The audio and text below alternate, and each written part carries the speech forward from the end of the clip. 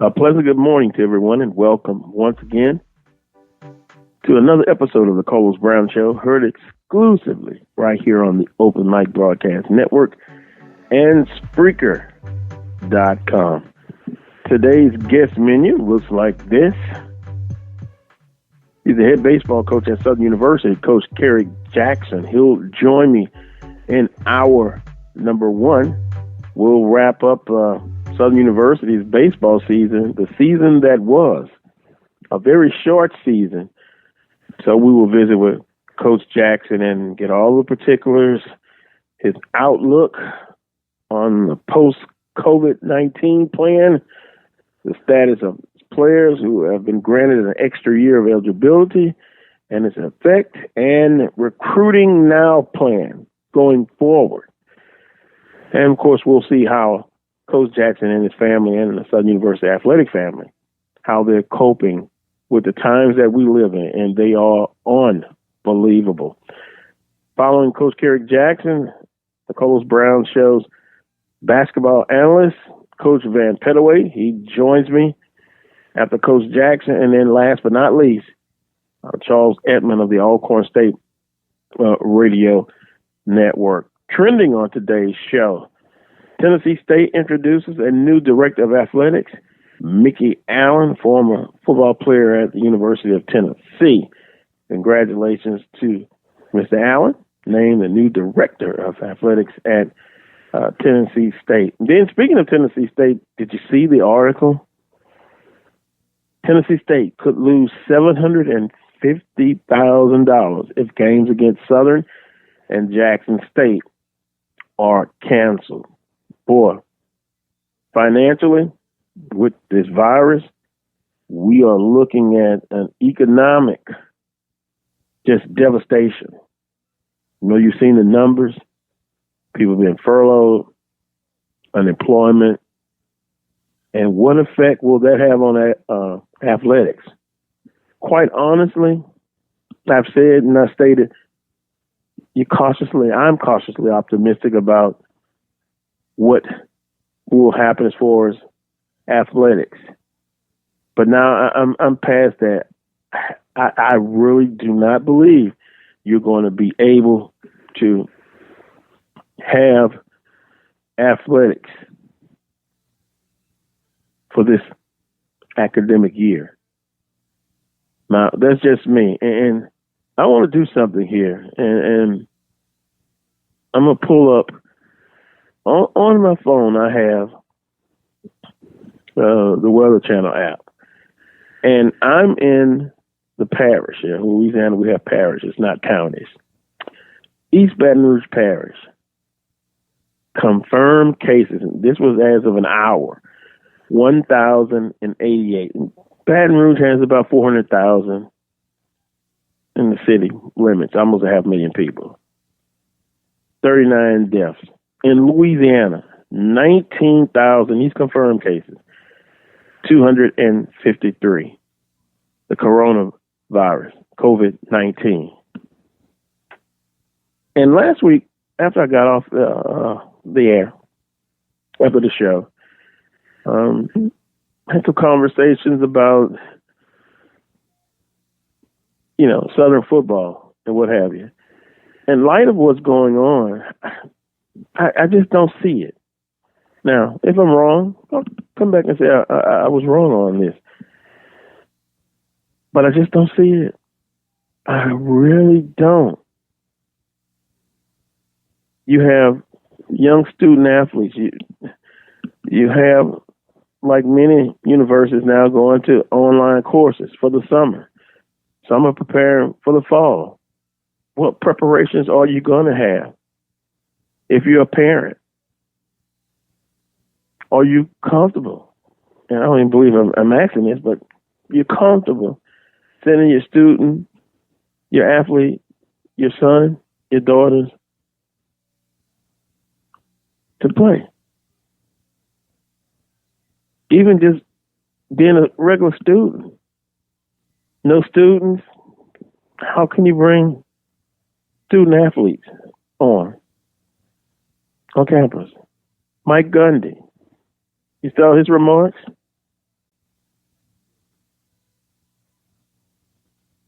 What price? What price is there? Is it profits over safety? Not in my book. And I'm not a parent, but if I was, I couldn't do it. Could not do it. I wouldn't be comfortable with that. So, it's the times that we live in. How much longer will this go on? It could be a good while. And even if you go back post coronavirus, it's still going to be different. It's going to be a difference. It's not going to be the same.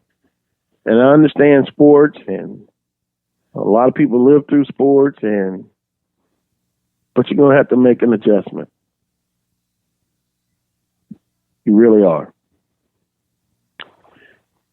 As always, let me say good morning to Dr. Michael Prince. I call him Dr. Brother Michael Prince, sometimes Brother Prince. Brother Prince, good morning to you. How are you doing? Good morning, my man. How are you this morning? And it's brother when you're mad at me. No. No. It's just the time that we live in. And I said a couple of weeks ago, for 2 hours, it's a chance to kind of not look at it, that what's going on in the world, but it affects every aspect of your life. It really does. So sometimes you can get down about it, but you must push on. But there are people losing their lives, and it is just a sad situation. And so thinking about whether you're going to play football in the fall, volleyball, all that takes a back seat in a way. It should, at least. Yes, sir. No doubt about it. I think one of the most surreal things that we have to look at is that we have the well-wishers, the optimist thinker, or the rah-rah persons. So we're going to have fall sports. Everything's going to be the same. No problems, no challenges. But in the reality, we've only had 1% of the country, we're just talking about the United States, that's been tested. How can you have a conscience to allow people to go back to as they were, and you nowhere remotely to the surface of testing everyone to see who has it, who doesn't has it, who is now in remission with this thing, and have people run back to normal activities? No. It's I'm just going to say it's wishful thinking. I don't think any person in a rational, sound, logical mind accepts the fact that we'll be kicking off in the fall. I just cannot see it happening. No. And our institutions, it's going to be an adjustment period, and I was talking to one of my ex-professors who was saying 3 or 4 years ago about, developing online courses and technology and moving forward. Now you see that may be the trend going forward after this horrific thing is over. There's got to be some adjustments made. Can our institutions make the adjustment necessary to be able to move forward? I think they've already proven that they can, Carlos. I had the luxuries of having Dr. Ruth Simmons, president of Prairie View A&M University, on the show, believe it or not, in January of 2019. And I asked that very question because we were all concerned about enrollment, right? Because we know enrollment is that engine that helps underwrite and fuel the costs of all the things that we have grown accustomed to in higher education. And my rationale was this: we have anywhere remotely between 8 and 10,000 students, depending on the time of the year, on the campus, right? I said you could easily increase your enrollment 25 to 35% by creating undergrad online courses, whether it was in African American studies, a business course, and I'm thinking of some other course, just 3 or 4 degree plans that you can get online at a undergrad services. And we hadn't thought about that. But now, guess what? It's forcing the hand because it's going to be hard pressed. And I'm thinking FCS, not just on the level of HBCU, but it's going to be hard pressed to get students to return back to whatever your normal enrollment status was. I just have to imagine, and like in Prairie View's case, as I mentioned, between 8,000 and 10,000 students. If we are to get 4,000 to 6,000 students to return whenever this blows over, consider yourself blessed, because it's a lot of factors in, and I'm not just talking about the student athlete. I'm talking about the general students that make up these student bodies on these campuses across the country. It's a challenging time, my friend. Some professors have to get into the groove of teaching online courses. They may have never done it before. You know, if you're a younger professor, that's, you know, when you went to college and high school or college, and you've, you know, taken online classes, then I think the adjustment will be a little bit a smoother transition for you. But I can think of some of my professors that they were old school, and I got out in 2010, so 10 years ago. So it's an adjustment for everybody. No doubt. Everybody's going to have to make an adjustment, and of course, when you're able to participate in sports again, it'll be interesting, you know. And I'm sure you've read and looked at some of the different articles talking about the adjustment that they can make from playing games without anyone in the stadium to playing only, let's say, conference games, or cutting out the non-conference games. Particularly in my trending headlines, TSU talks about losing $750,000 not playing Southern University in the Detroit Classic in Detroit, first game of the season, projected 2020, and then Southern Heritage Classic against Jackson State. So, and I was listening on the radio to Coach Mack Brown in North Carolina, and he basically said playing without fans, no, can't do it, in his opinion. So you got these different variations of trying to get it done, but at the end of the day, it's no good to me. It's absolutely no good. We were talking before we went live today. You know, as a parent, would you want your child out there? And I can tell you, my answer is a resounding no from me.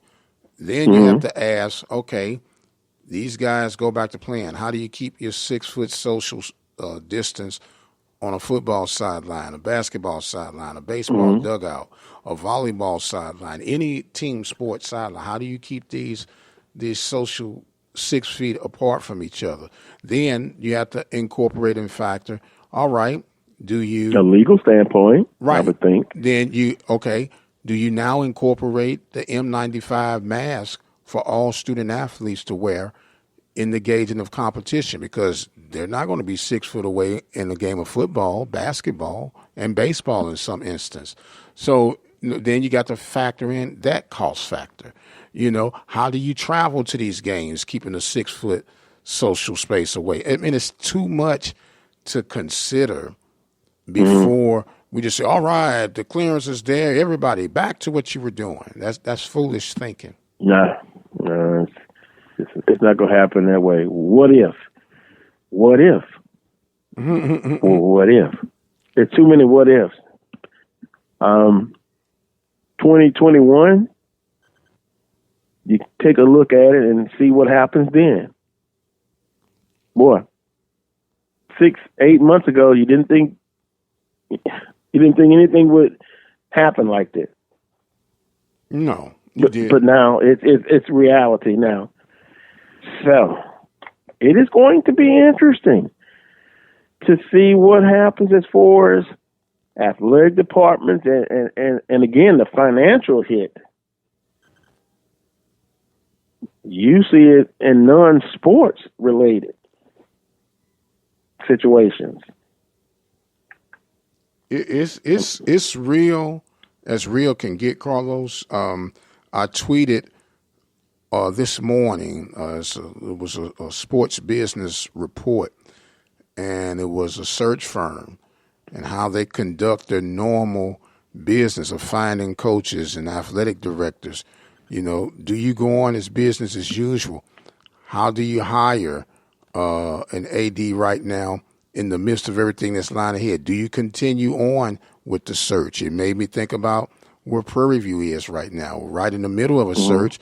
As far as Friday, all systems were still full steam ahead.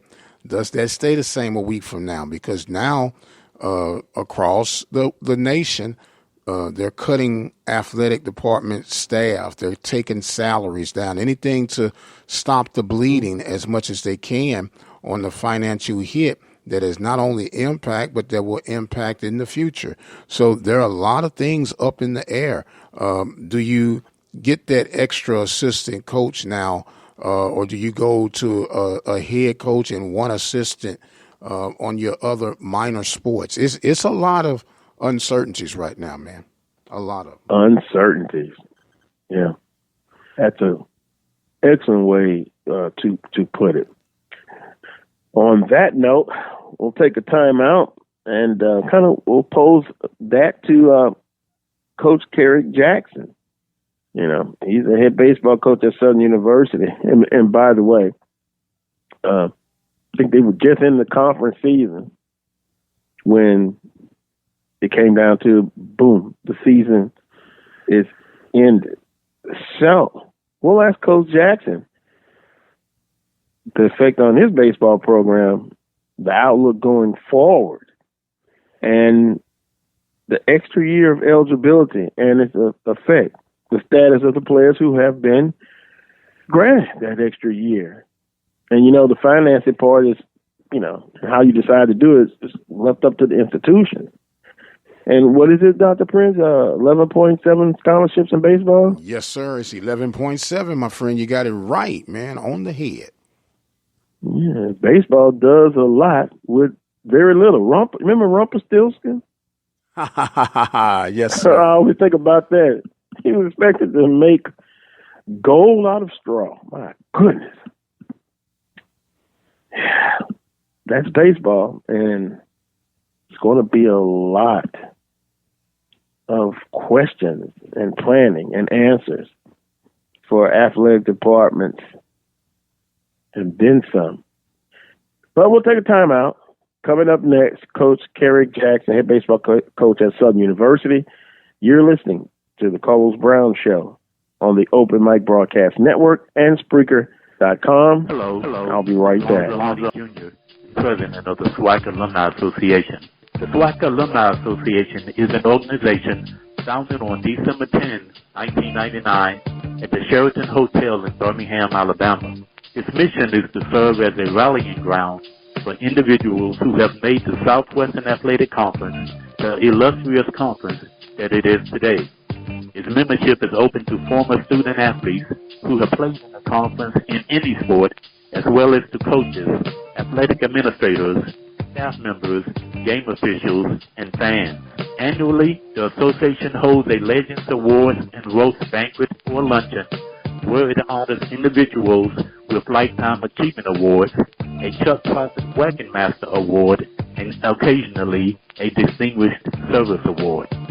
Proceeds from that event help to finance degree completion scholarships for student athletes who have exhausted their playing eligibility at SWAC universities, but who may still need an extra semester or two to complete their college studies.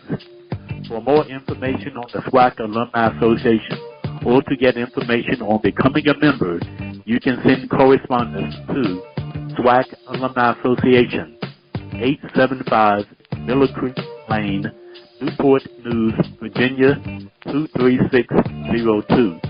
The email address is swacalumniassociation@yahoo.com.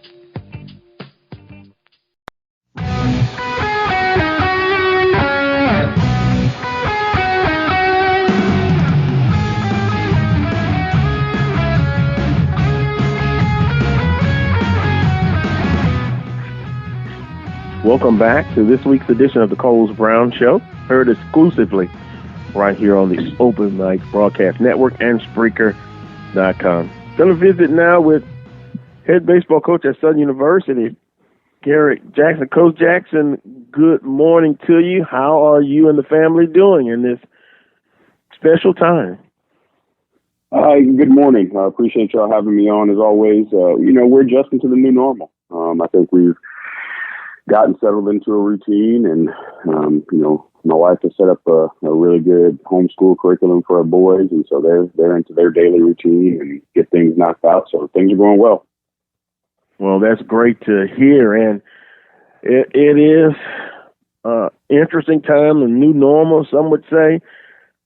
Coach, your baseball season, your staff, your players, you started off well in conference play, and then boom, it's shut down. How did it affect your players and your program, knowing that, hey, the season, it is what it is, the virus has hit, and now everything has to be shut down? It's like you said, I think I'm one of those people that believes in the whole idea of, it is what it is. And that's what I kind of explained to our guys is that if you look at the situation for what it is, and instead of saying, our season is canceled, this is terrible, look at it as an opportunity to now, okay, what can we do to get better? There was a trial run. Now the NCAA is approved, giving guys a red shirt here. So now you can really look at that and say, okay, now I get a do-over. This time, let's make sure that we go into the 2020-21 season better prepared with knowing some of the mistakes we made in the previous year. Let's not make those same mistakes, and let's use this time to make sure that we're a step ahead. So Coach Jackson has a plan and a post COVID-19 and the outlook, an opportunity to get better is what you're saying. Yes, for sure. It's as I told our players, I started with myself. I said, there's things that I need to improve upon and that I need to get better with doing, and so I'm going to use this time to self-evaluate. How can I be a better leader to the coaching staff? How can I be a better leader to the team? How can I develop better relationships with the players that will help them grow as individuals? And how can I be a better father, husband, brother, friend? And so I think that's why, I laugh when people say they're bored. And if you're bored, then you got it all figured out. Write a book, because I want to know how you got it figured out at this point in life, because I'm busy. I'm busy trying to get better and spending every day trying to do that. And speaking of getting better, and all we could do is kind of project what would happen, what could have happened. But at the point, you had just come off a conference series against Prairie View, and I believe Arkansas Pine Bluff was up next. How did you see your team progressing through the conference play, getting better and trying to achieve the goal of winning another championship? Is that where you guys' mindset was? Yeah, I think when we talked earlier in the year before the season started, I kind of told you that I believe that we had a very talented team, but that we were going to take our lumps along the way, and we were going to have some ups and downs. And we're 6-10 at the stoppage. As you said, getting ready to head into our second weekend of conference play. Our first weekend was against Prairie View, and that weekend showed our team. Right, we win on Friday night 3-2. Mm-hmm. We win Saturday 6-5. We score 5 runs in the first inning on Saturday, but we end up winning the game 6-5, and then we come out on Sunday and we win 20-0. And so again, as I told our team, hey, great for the sweep, good job to open conference play. I said, but how do you have 2 one-run games against a team and then come out and then beat them 20-0 on the third day? And so again, it just kind of showed our inconsistency of play, but we had young players that were starting to figure things out. So I think as conference play was coming about, I think we were going to be in a pretty good situation. And just that quickly, I forgot about that, but wasn't that a no-hitter? the third game. Dr. Prince is a Prairie View guy. I love him. I know he's going to think this is intentional. Yeah, I thought maybe that wound would have been closed and healed up by now, so I apologize for ripping the Band-Aid off right there. All I can say to you all is that if he wasn't from St. Louis, we'd have terminated this interview already. But guys, on a serious note, though, the defending champion, albeit, and Coach Jackson talked about the team being very young, the other teams in the conference, they still look at it, you're going up against the defending champion, and you're going to get everybody's best shot. And I thought Prairie View, those first 2 games, hey, you couldn't ask for anything better, except for a win by Prairie View. But I thought they did well. Well, and we talked to our guys about that it's now going to be very different going into the year being the hunted as opposed to being the hunters, and that the target was on our back, and that I felt that it was going to be on our back regardless of who we played. I think, and when you look at our non-conference schedule, and we had LSU, Texas Tech, Tulane, Mississippi State, Southern Miss. We had some teams on that schedule, and I don't believe that they were going to be overlooking us in those situations and saying, here comes a SWAC school. Let's know. And unfortunately, we didn't necessarily in those early games play as well as I thought we could have. But yeah, no, it's a different deal when you're on top of the mountain and everybody's trying to knock you off. Yeah, and that being the case, and as you stated early on, when we talked to you about this team young and those young players have to make a transition, you're exactly at that point of the conference season. So we don't know what would have happened because it's not going to happen. But with that being said, Coach, I have a listener who would like for me to relay a question. He said, "Good morning. Can you ask Coach his thoughts about bringing international players into the program? And might there be opportunities to identify talent from places such as the Dominican Republic? Tell him, great job." That's interesting. International players to the program. Yeah, you know what? I do think there's opportunities when you have kids in different countries that are playing the game. I think it has to be a right fit. I see those as additional extra pieces as opposed to, baseline building, if you will. Maybe come across that one kid. I scouted, so I have a lot of friends in that industry. I spent some time as an agent. So maybe come across that one guy who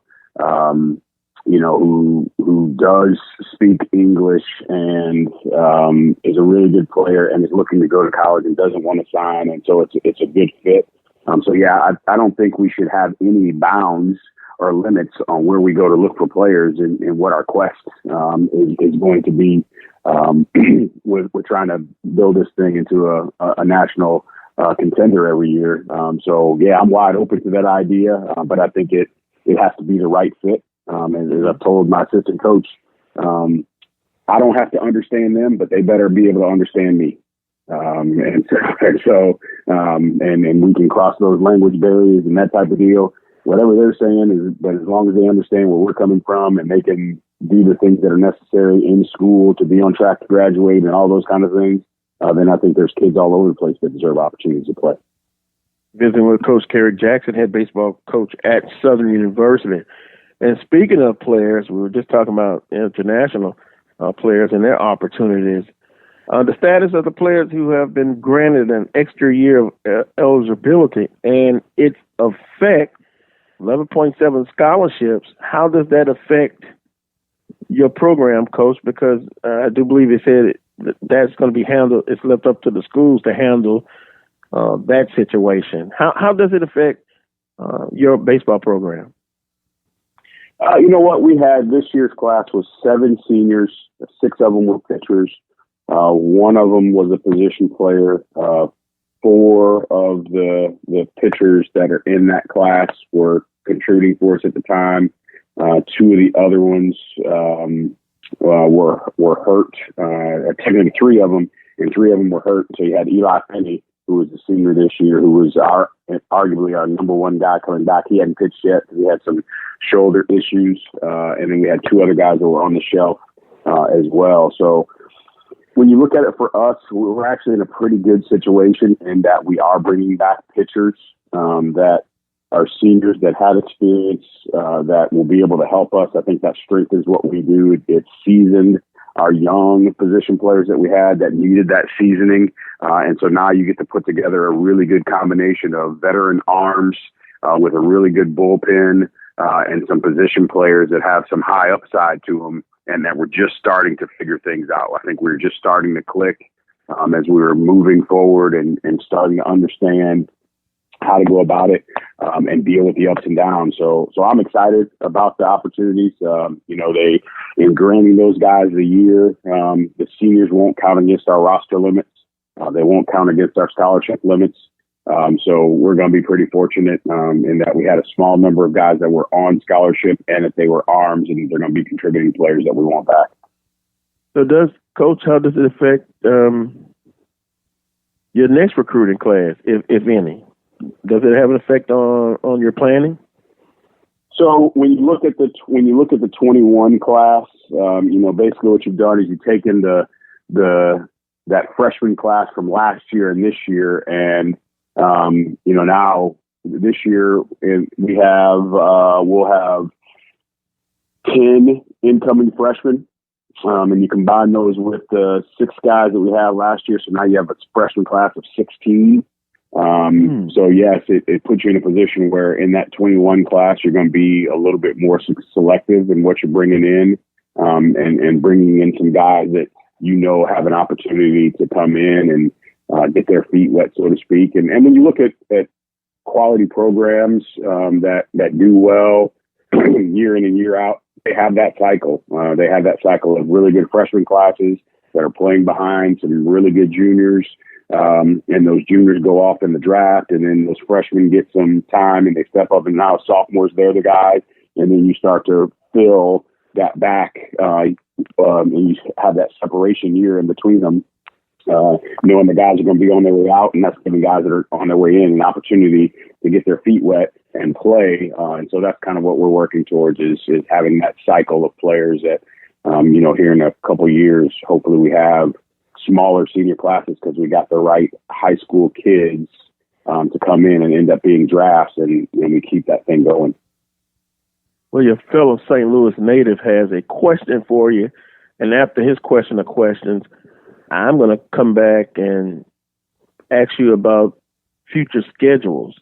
Do you rotate some of those non-conference games you were not able to play this year? Do you have to kind of do another contract with them?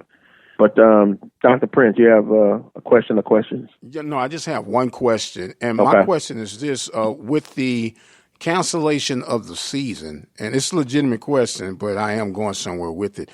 Are the stats official, and does this count to your overall team record and coaching career record? So that part I don't know, to be honest with you, and I really hadn't even thought about it. What I'm hoping is it doesn't count on my contract that I get this year back on the contract as well. But we'll see how that goes. I don't know if that'll be the case or not. Well, with that being said, in my follow-up, and I'll drop the mic on this one, if you want to be able to get your year back, then that Prairie View series never happened. Oh, come on. Come on. I do understand. That's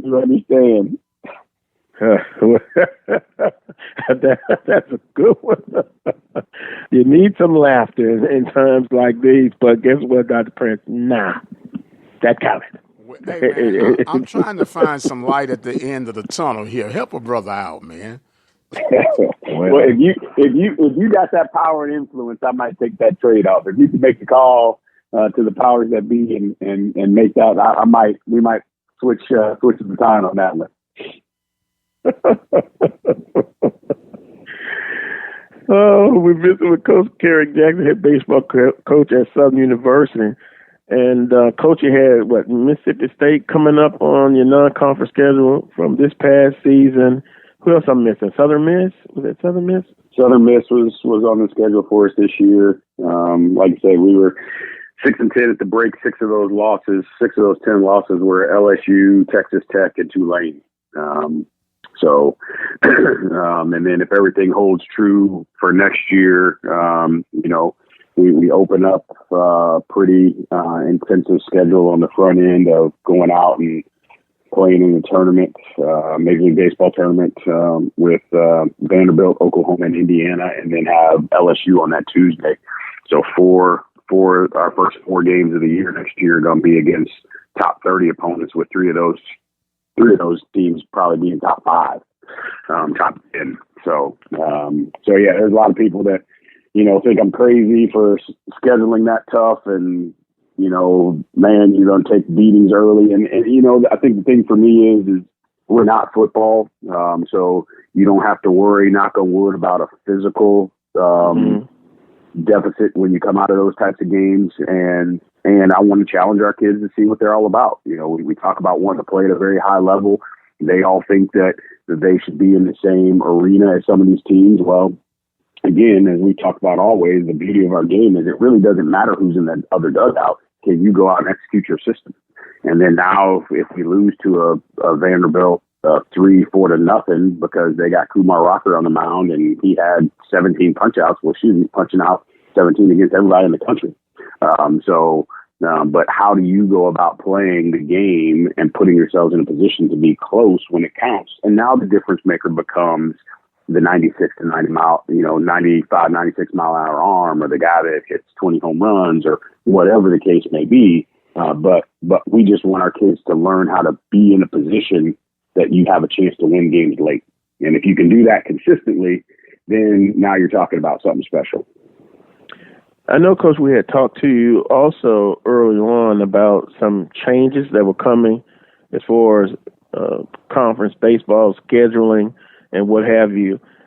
Will it be affected because of the shortened season this year, or are the conference still on track to implement some of those changes that you talked about when we talked to you months ago? So I think that part of it is still to be determined now, when you have to take a look at what the financial implications of the year is going to be. I'm hoping that we'll still be able to play that comprehensive schedule. When you look at it from a travel perspective, you're potentially only adding one more weekend to half the teams in the league because it'll be an unbalanced schedule. That let's use us for example. Maybe we would have 5 road games and 4 home games this year, but then next year it'd be flipped. So for half the teams in the league, it's one extra weekend. For the other half of the teams in the league, it's the same that it's always been. Plus they get one extra game at home. So I'm hoping that we'll still be able to do it, because I really do think it will be best for the conference and for baseball specifically, and being able to put forth our best foot when it comes to the conference tournament, which we may see some changes in that. You're starting to hear conferences all over the country that are looking at shortened schedules and how can they save money, and maybe cutting down on the teams they send to the tournament and all kinds of things. So I think we still got to figure out where we will be when it comes to that. Yeah, because Coach, with this virus, there's Also, the economic impact. And usually when you hear trickle down from a political standpoint, I know it hasn't been a good thing financially. It is not. And speaking of that, I was kind of looking forward to the SWAC MEAC baseball challenge that got canceled. Is that something that we will see in the future? I think when you had the flooding there and that pushed that off, I think that was something that the guy who was in charge of it definitely wanted to take place in the future. So potentially, yes, I could see that continuing to happen because we're excited about the idea of playing it. And so, yeah, well, I think we'll see where it goes. But I know he had every intention of making it an annual event. Yeah, I mean, on paper, it looked nice. What was it? Southern, Jackson State, and Alcorn, and yes. North Carolina, A&T, Florida A&M. It was supposed to be Bethune-Cookman, but they backed out at the last minute, so we ended up adding Western Illinois, which isn't an HBCU, but in order to fill it, to make it balanced, that's why he did it. I think, again, hopefully moving forward, be able to get get 3 teams from each league and be able to play that. Well, and now A&T is not going to be in the MEAC anymore, so they'll have to find a replacement for them. Yeah, boy, that was going to be interesting. Good opportunity, but hey, life sometimes throws you a curveball. Yes, it does. And speaking of curveballs, the SWAC baseball tournament, which was going to be in Jackson, Mississippi, your thoughts on it, Coach? Does it matter to you, or it's just one of those things you're just going to have your players ready to compete? And, if you make it to the tournament. At the end of the day, I don't think it matters. I like it in New Orleans personally. There were some things that I guess from previous years that guys did not like, but I didn't have a problem with it being there. I think regardless of where the tournament is, you just got to be ready to play. I think Jackson probably was going to be a little bit more feasible. In New Orleans, you never know what's going on a certain weekend, and so hotel prices can be, up and down. And if there's a convention in town or some other thing, travel can be an issue where you stay and all that kind of stuff. So, for me personally, what the most intriguing and best part about it for me was we were playing at an urban youth academy. So I really like that idea, and I think that's something that I hope we can revisit to try and find another urban youth academy. If we don't want to be in New Orleans, that we can play that that tournament at, because it's an opportunity for those kids that are involved in that academy to come out and see players that look like them playing at a high level. And they had access to it right away, and so that was the part for me that made it exciting was that we were able to do that and play in front of some of those kids. Coach, is there a academy besides New Orleans that you could recommend or would recommend if you were asked? I've been over to the academy in Dallas, which is really, really nice. And so I think there's some other ones, again, from a geographical standpoint, Kansas City doesn't make sense. But it is a really nice academy that and happens to be right there with the Negro League Baseball Hall of Fame, which I think would be good if we could get some type of tournament up there to play in. So I think there's some options, but I think the conference office and the commissioner picked Jackson because I think the fan base aspect of it was going to be good, which I do understand. The travel for the teams in the league, obviously minus the Texas teams, was going to be very feasible. So I understand the reasons why we picked it. And I don't think Jackson was by any means a bad place. It's just those are some of the other reasons that I favored being in an urban youth academy. Well, personally, myself, Coach, there's never an opportunity I like to turn down to rub it in the Jackson State fans, no matter what sport it is. So baseball, and maybe one day I'll get to meet Coach Omar Johnson personally. It's always fun, though, going up in the competitive perspective against Jackson State, Coach. So it would have Jackson, Mississippi is not a problem for me personally. Not at all. For sure. Well, Coach, we appreciate the time, and we look forward to talking with you again real soon. Stay safe, you and your wonderful family, and continue to have a great weekend. We appreciate the time. All right, same here. I appreciate you guys having me on. All right. Thanks. That was Coach Kerry Jackson, head baseball coach at Southern University. And a listener, Ralph, said, and I quote, "Let Mike Prince know if the stats don't count, Darren Smith doesn't get all those strikeouts." Hey, you know what? Sometimes you have to make the sacrifice for the overall good. But you know what? You are a competitive person, because I was monitoring those scores, and again, the defending champion is going to get everybody's best shot. Prairie View came very close in 2 games. Close Brother Prince. Counts. But close, but what? Close counts and hand grenades, horseshoes, and now appropriately coronavirus. I don't want to be close. I want to win. You know what? I can understand that. No comeback for me on that one. Okay. None at all. You know, but don't think I'm not going to try to see what happens. If they get a year back, if they're going to give the year back of eligibility to all the seniors, then the games shouldn't stand in the record books. That's just my saying. Yeah.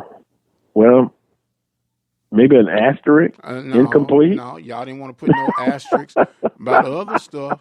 So either you have it or you don't. Right? So just have this season as it did happen. This season never happened. It was Groundhog's Day. You went to sleep in 2020. You woke up in 2021. Oh, folks, how do you feel about that? Oh my! It ain't goodness. about how you feeling. It's now you can't have your cake and eat it too. You cannot give back the seniors. Wait a minute, that's my famous saying: "Have my cake and eat it too." Look. Let's look at it on the real. On the real, if I'm going to give back that year of eligibility, which means the year never happened, right? Mm-hmm. Right? Yeah. Oh, okay. So then that means the games don't count or shouldn't count. The season wasn't.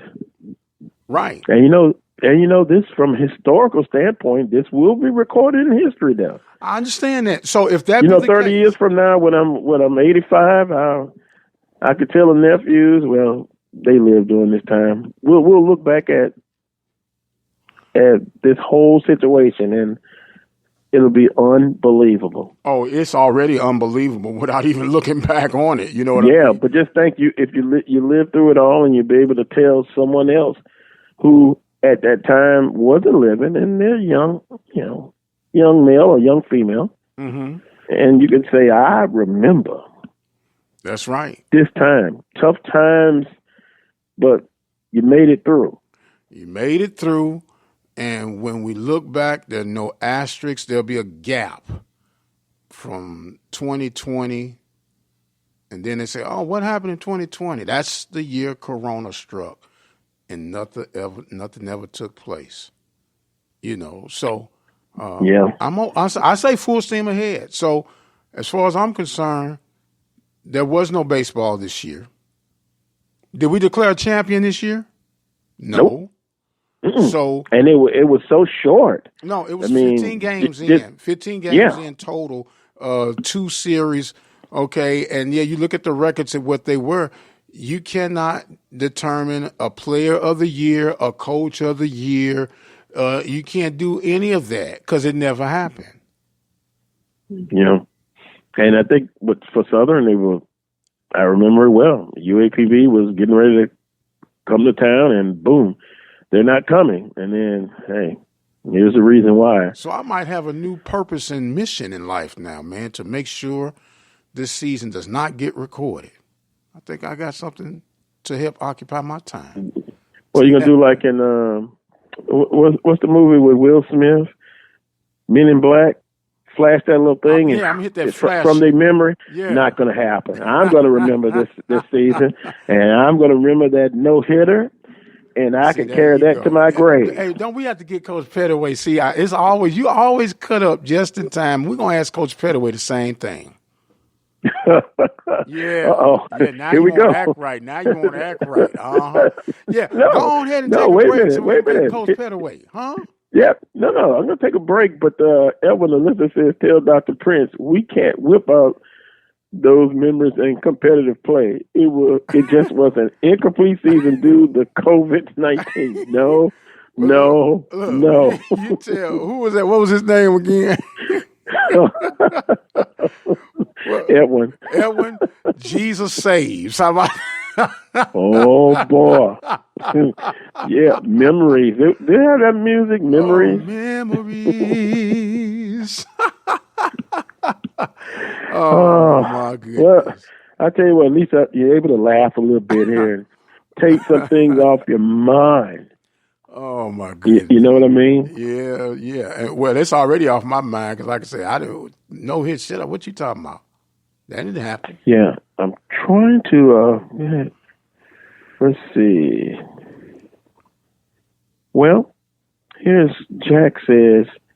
Question: the University of Wisconsin decided not to give their spring sports seniors another year of eligibility, even though the NCAA gave them that option. Will all the SWAC schools exercise the option of granting their seniors another year of athletic eligibility? That's going to determine on the budgets, to be honest with you, of each individual institution. That's what that really boils down to. Yeah, and some schools are in better position in the conference to do so. Right. You know, some are having their struggles or will have their struggles.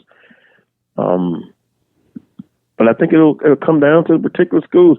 And I don't want to speculate who's better financially because, look, from the conference standpoint, I think I was listening to one of your daily shows, and you were basically saying that the SWAC conference has a rainy day fund. Yes, according to the reports of Dr. Charles McClellan. Now, just because the conference has a rainy day fund, you have to break it down. Do the said institutions have a rainy day fund? Well, some will be in a better situation than others. Will you agree with that? Absolutely. And we can have our memories and in our minds who we think shouldn't have a problem at all. Well, true. You know, I could speculate a couple of institutions or a couple more added to that who shouldn't have the financial challenge compared to some of the other brothers and sisters in the conference. So Jack says, will all the SWAC schools exercise the option of granting their seniors another year of athletic eligibility? Boy, you would think in the grand scheme of things that, yes, they will. Theoretically, they would, but financially, can they do it? It's another challenge. So that's one of those that will have to cross that bridge when we get to it. And speaking of that, I would like to let the audience know that I'm going to reach out to 2 athletic directors for the next 2 weeks. And I will let you know via social media if that mission will be accomplished. So I have some other things planned as far as guests coming up. But I want to thank Coach Carrick Jackson, head baseball coach at Southern University, for joining me on today's show. I say I'm going to take a time out right now. Let's see what the good Coach Pettaway, what he has to say, and we'll continue with him over into hour number 2. And at about 11:25, we'll visit with Charles Adlin of the Alcorn State Radio Network. He'll join me as the last guest. But with trending news, Mickey Allen, new director of athletics at Tennessee State, will put out a call to him to maybe visit on the show. And also, Tennessee State could lose $750,000 if games against Southern and Jackson State are canceled. And I think it's a good chance of that happening. I really do. So take a time out. Coming up next, we'll visit with Coach Van Pettaway, the Carlos Brown Show basketball analyst. He'll join me next. I'll be right back. Be the one with courage to fight child abuse. All Texans must find the courage to fight child abuse. Learn the signs and symptoms and report suspected abuse to appropriate authorities. Learn and know these warning signs. A child who undergoes changes in behavior, appetite, or routine. Watch for unexplained injuries, a change in academic performance, or loss of interest by a child in regular activities. Trust your instincts.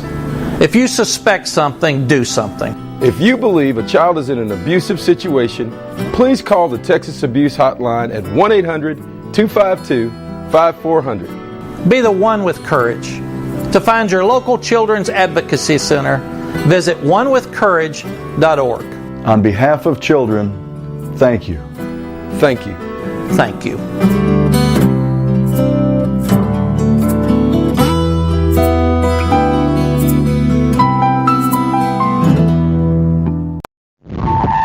I present to you 3 of the fiercest subjects ever assembled in the cage of doom. First, the brain-wrenching behemoth, Algebra 2, weighing in at a mind-boggling 800 pounds. Foreign languages!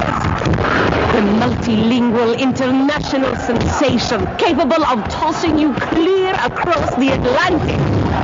And finally, biology. More ferocious than formaldehyde, she'll dissect you 1 chromosome at a time. Who among you will step up to their challenge? Yeah, I'll do it. Me too. I'm in. Sign me up. Take on the tough classes now. You need them to prepare for college. Find out which classes you need at knowhowtogo.org.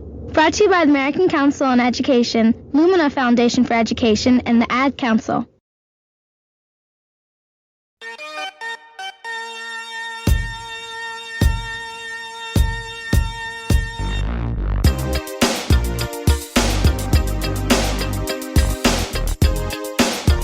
Welcome back to this week's edition of the Carlos Brown Show, heard exclusively right here on the Open Mic Broadcast Network and Spreaker.com. As always, we visit with him each and every week. Coach Van Pettaway, the Carlos Brown Show basketball analyst. Coach, good morning to you. How you doing, sir? Good morning, guys. I'm doing great. I'm blessed to still be able to receive, to be on this call, and things are great. And we're staying safe, and I think that's the most important part. That is the most important point. My first guest was Coach Kerry Jackson, head baseball coach at Southern University.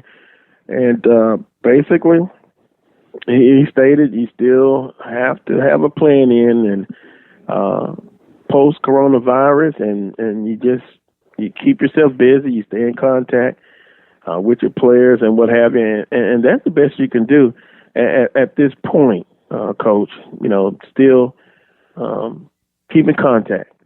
With right, that's really the only thing these coaches can do now. There are a lot of things you got to stay on top of with your athletes. Number one, you got to make sure they're taking these online classes. You got to make sure that they're doing what they need to do academically first, because if they don't get that done, you don't have to worry about them on the team. And then it hurts you with your APR, because that's going to be a big issue. And then the other things, you want to try to encourage them to do what they can so that they don't lose what they had when they left school. In other words, with their bodies. What can you do safely at home, in your home or in your yard, that will help you maintain your body? And see, this thing is going to touch on so many aspects of athletics, because there are going to be some big decisions by our conference and our conference schools, because each school has an opportunity to bring back those spring sports athletes. Right now, this is what they got to decide. Are you going to allow that coach or that particular team to bring on additional recruits on top of that? In other words, will your budget stand for you to bring those seniors back and then allow them to bring in a freshman class? or another class, because they could be transfers. In some cases, if I were AD, it would depend on the sport and their budget. I might even say, well, they gave us this opportunity, but we can't afford to take it. You're going to have a decision to make. I leave it up to the coach. You can either keep your seniors and pay for them, or you need to let the seniors go on, and then you bring in a recruiting class. I guarantee you, in some of those schools, that decision is going to have to be made, because everybody is not going to be able to afford to bring back those seniors and a recruiting class. There's no way possible. And Coach, that's interesting, because Jack just sent a question a few minutes before you came on, and I'll read it again. The University of Wisconsin decided not to give their spring sports seniors another year of eligibility, even though the NCAA gave them that option. And his question was, will all the SWAC schools exercise the option of granting their seniors another year of athletic eligibility? I think you just kind of answered it. Right. I think it's going to be left up to each school and each respective program. Because to me, it's only because of money. Because I promise you, it's going to cost a lot of money to keep those seniors, depending on how many seniors they got. You keep those seniors, and then you bring a recruiting class on top of them. That's a lot of money. And Coach, depending on the sports, would that factor into their decision, or are you talking just across the board? Like baseball, you have, of course, less scholarships. Basketball, less than football. But see, basketball is not involved in this now. Remember, it's only your spring sports. Oh yeah, that's right. It's only your spring sports that will be affected. But let me just say this: from a gender equity standpoint, what they do to baseball, to softball, they better do to baseball. Yeah. You still got to have that gender aspect of it, a Title IX aspect of it. But so it's going to be. I think the reason why it's going to be team by team, because each team has a different number of seniors on them. Your baseball team may have, let's say, 10 seniors. Your softball team may not have but 4 or 5. Mm-hmm. So that's got to factor in. But there are not very many programs in the SWAC. If I have to say, now this is me not knowing anybody's budget, there to me would probably be no more than 4 programs in the SWAC that can afford both of them. In other words, the seniors and that recruiting class. Yeah, that's my opinion now. Yeah, no, I understand. And me and Dr. Prince, we basically said we kind of know. Well, we think we know, projecting who could and who couldn't, but from a financial standpoint, it would be tough. Correct, yes. For everybody across the board to do that. Right. Yep. Now Wisconsin, different story, but they just decided not to do it. Right, and they got money. That's Big Ten. Yeah. You know, even without the basketball, even without with their basketball revenue going down for this year, they already have millions. And I guarantee you they already got a reserve. They got a reserve for athletics, but I guarantee you they don't want to tap into that because, number one, you don't know how long the effect of us being down is going to last. Okay, they may say in the fall or in the spring we can start up again, but how many years in the future will this stoppage affect us? We don't know that. Yeah, and we know as far as HBCU, I mean, and athletics in general, but specifically our schools, we're gonna have a tougher time. Yes, very so. That's very correct. Yeah. And I think until we can get us we need a couple of ADs to come in. I thought I had us one. I thought Mr. Hicks was going to be available today, but we need to hear from inside one of these programs, and I think that'll give us and the audience a better view on at least what a particular school is going to do or try to do. Yeah. Well, I'm going to extend some invites this upcoming week. And I'll let the audience know via social media what's going to happen as far as when we'll have them on, did they accept, and I think it'll be a good thing. You know, transparent. Correct. And just speaking to people and hey, this is what we're doing. Here's what we think should happen. Because, we're all in it together. Right. And then see, even the hiring, like, you still got the 2 SWAC schools in basketball, men and women, that are looking for coaches. This virus is slowing up and affecting all of that because of, the interview process and how you're going to do things. And I would imagine you're going to have coaches that might take jobs, and unless they've already been to those schools, they won't even know what they're walking into. Yeah. Because I don't think you can travel now. So if I'm accepting a job right now, I'm assuming I'm accepting it without even seeing the campus or their facilities. So there are a lot of factors in this thing now.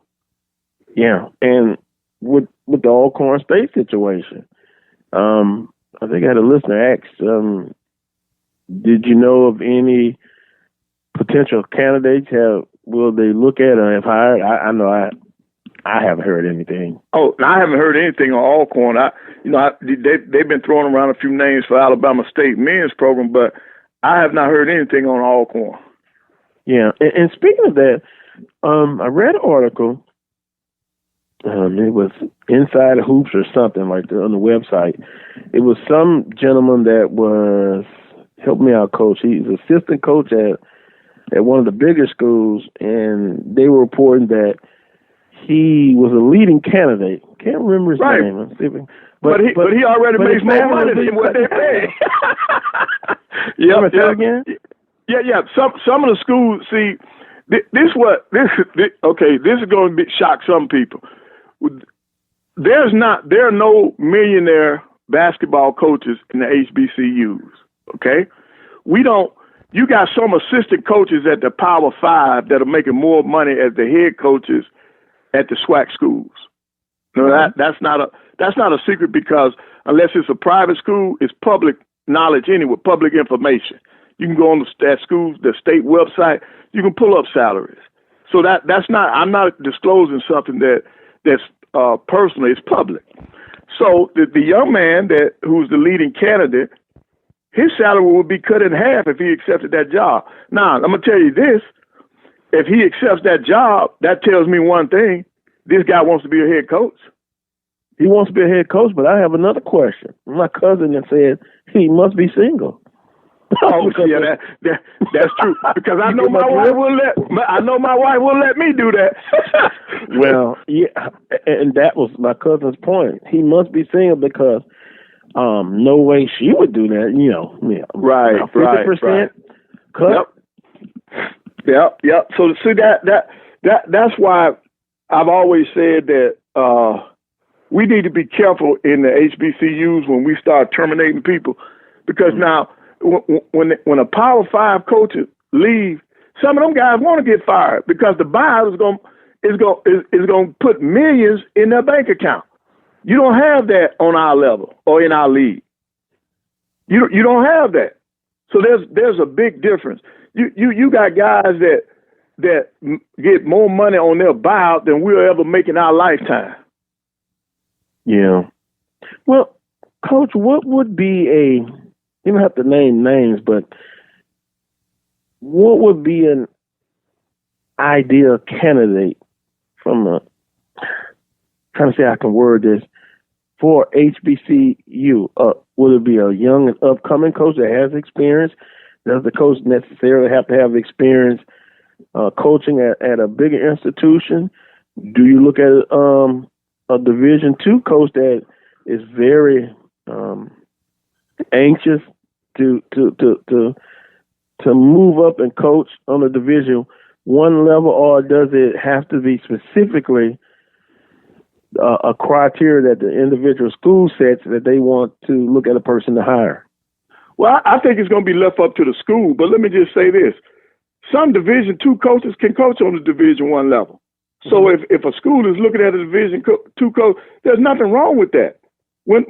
Because a lot of the Power 5 coaches now, they were Division III, NAIA, Division II coaches. They got their shot. I just think that the school has to make sure that they're getting the person that best fit their situation. And I'm going to tell you something about Power 5 coaches that I think now for the HBCU. If that coach has been on the Power 5 his entire career, he's going to struggle at a HBCU. And I'm going to tell you why. Because he's going to find out that he's got to do more than just coach that team. Because on the HBC, at most HBCUs, the head coach has to do way more than they do on the Power 5 or on the Division I level or the upper Division I level. And I've used this as an analogy. Everybody likes Coach K, and he's at Duke.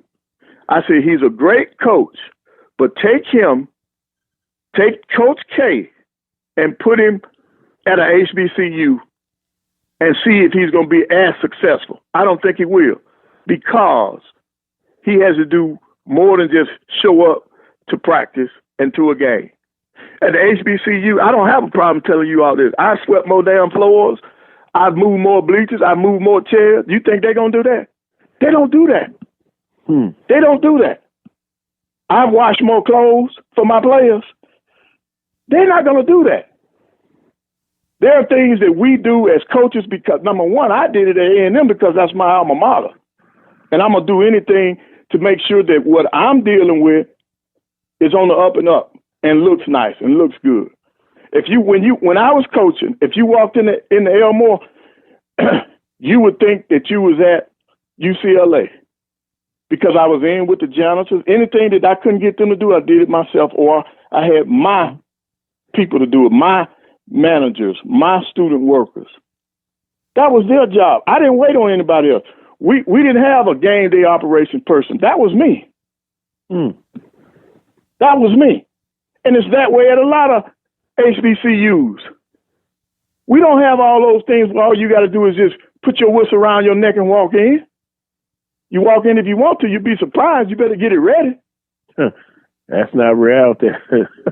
Right. And then let me ask you this: Do you think at Duke, Coach K will get a call and say, "Oh, you can't practice today. We're using the facility"? You think that'll happen to him at Duke? Nope. It will at HBCU. Okay, so see there's a lot of differences. Unless they came up through the struggle, I don't think some of those guys will survive or be effective on the Division I level. I mean, in the HBCUs. We're visiting with That's Coach from assistant coaches to head coaches. Yep. We're visiting with Coach Van Pettaway, the Coach Brown Show's basketball analyst, and just real talk. It's always real talk with you, Coach Pettaway. I appreciate it. I've been that way my whole life. Yep. Yeah, I can understand that, and I've often said one of my favorite coaches that visited the FG Clark Activity Center. One of my favorite coaches. Period. Yep. I mean, it with the passion you speak with now, that's what I saw on that basketball court. I've told the story many times. I mean, just you would get on the player. It was like, whoo, boy, I can feel it from the stands. But then when that timeout was over, I see a pat on the back or a pat on the behind. Now, get back out there and implement what we've talked about, and you can see that. And, you see other coaches that came from within the conference. But that passion. Right. Yeah, I think you have to love what you do because to me, it can't be a job. It's got to be something that you enjoy. And if you enjoy it, it should show up in your work. Yeah, I would agree with that. I would definitely agree with that. So, with that being said, it may be a while. I don't know. Maybe a while before Alcorn and Alabama State announce their new hires in basketball because of the situation at hand. I would think a lot of interviews probably would be done via the computer or FaceTime instead of person to person. I'm sure they probably would have to do that eventually, but this situation has changed everything from everyday life to athletics. Right, and you got to get somebody in there because you still got to recruit. You still got to maintain the kids that are already on scholarship. Yeah. Boy, it's an interesting situation, and there's no timetable to me on right when things will get back to semi-normal. Can't say normal because even when you come back from all this, there will still be some changes. Oh yeah. So we can't. Early on in the show, we're having some interesting conversation about the baseball season that was not considered a season. So Dr. Prince said, "Look, hey, I wouldn't even put it on paper. There was no baseball season." Basketball, though, different I thought story. that's what they were going to do. Right, it's different in basketball because you completed your conference schedule. Right. Everybody was in their tournaments and beyond. Some had already completed their tournaments. But in baseball, the other spring sports, there should be an asterisk. Nothing should be there because the season was. He did the asterisk at first, but then he switched it quickly. No. I'm saying that the asterisk is there because the season was wiped out. So that means there should be no stats, no anything. There's no season. Coach. Oh my goodness, I love you, Coach. I love you. Oh boy, what did I do? He's turning what did I do back there. You can tell. My goodness. No. Tell it like the TIE is, Coach. But historically, historian, this will be recorded in history, though. It will be recorded in history. Recorded as what? As a no season. Thank you. Yeah. A no season, and so he's getting at those three games with Prairie View. That's what he's getting at. No. If you don't have a season, you don't have stats. Thank you, Coach. See, here's what he's not telling you the full story, Coach. Now I ain't gonna tell you no fibs, Coach. I ain't gonna tell you no fibs. Here's what the scenario was, Coach.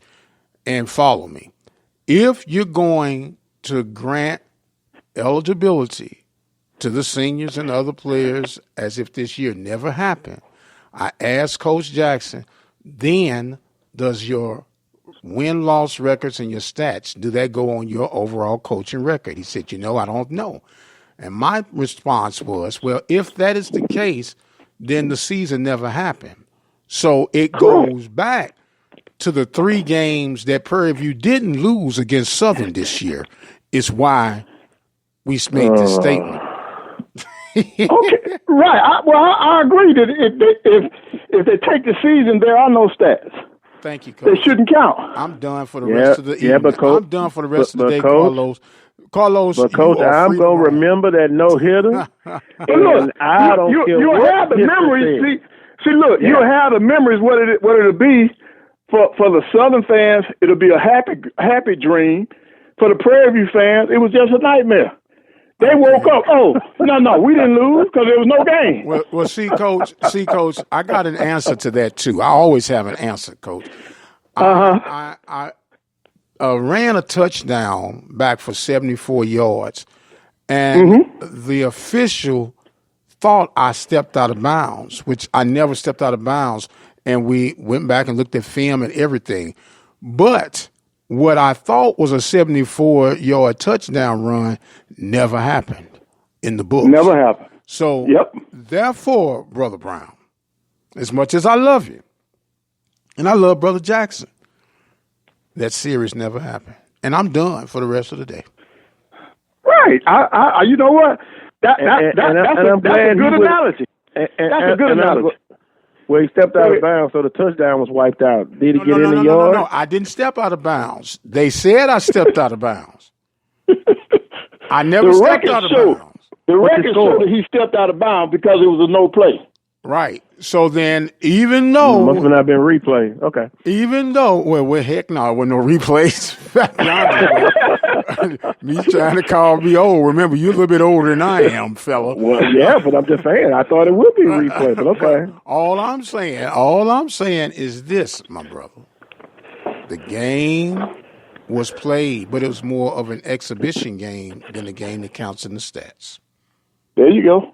Well, the young man who pitched a no-hitter, I'm glad he's not listening. It never happened. Because what you no-hitter? did go out and have a great night. Yeah. It's just like that movie, Men in Black. Snap that little red button. It never happened. Okay. All right. Yeah, well, see, that's what I'm saying. For Prairie View, they get the red button. It erases their memories. And then for the Southern fans, when they wake up, they say, oh, I was dreaming. I dreamed we won. That's all it is. It didn't happen. Yeah. It was just a dream. Actually, it wasn't like they won the SWAC after those 3-game series. Right. But I did give Prairie View credit that they played very well in 2 out of those 3, but then it didn't happen. So it didn't happen. I take that back. But what did happen is that Prairie View men basketball are back-to-back SWAC champions. Oh, there we go. There we go. Wow. We maybe I should have selective memory. Well, I don't remember that. I gave him credit. And I will say, Coach Smith, he has gotten it done. He's gotten it done. Now, nobody else has, but he has gotten it done. And I'll give